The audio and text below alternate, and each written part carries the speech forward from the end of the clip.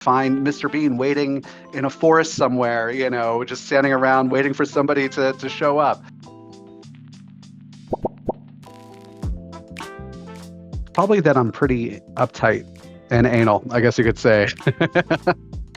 I mean, I guess it depends what instance, right? But I would say that, in the progression of moving CRMs, I've been very, very, if we're going to do this from the beginning, we're going to do this right. I want everything in folders. I want everything organized. This is not we're just going to put everything everywhere. It's going to be nice and clean and organized. And we're going to make sure that, that people can use it, right? And it stays that way.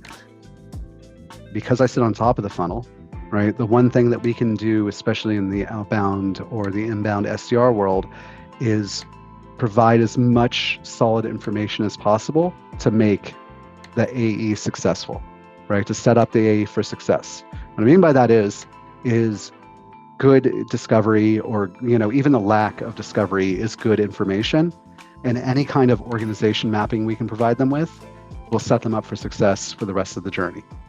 See, a bold tactic that I used early in my career was I just constantly pushed, right? I pushed on the people around me. I pushed on leaders. I pushed on other people. I tried to gather knowledge from everywhere that I could gather it from, mostly engaging with senior leaders, right? So they were aware of who I was. They know that I was interested in, and that I was going to push to get to the top as quickly as possible and be there at the table with them too.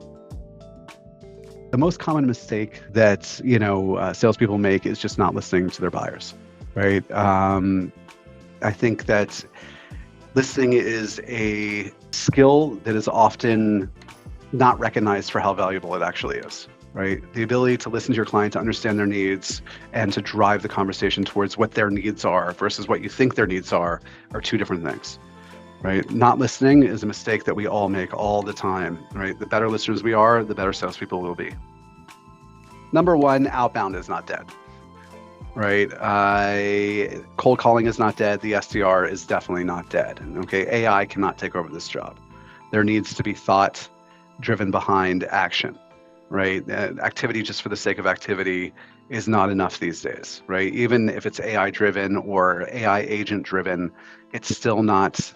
It's not human, right? And people like to buy from humans in the end.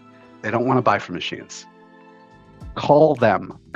That's foolproof. It's already no before you even dial the phone. It's already no before you send an email. It's no before you even prospect the person. They don't want to buy. They don't want to talk to you. They don't want anything. Now, if you think of that before you approach the phone or do any kind of cold outreach, that you're already at rock bottom and there's nowhere to go but up. I guess it depends on where they're dead. Okay. So is it, have they ghosted you? Is it in a conversation on LinkedIn? Is it, an actual, you're halfway through the sales process and they just disappear on you?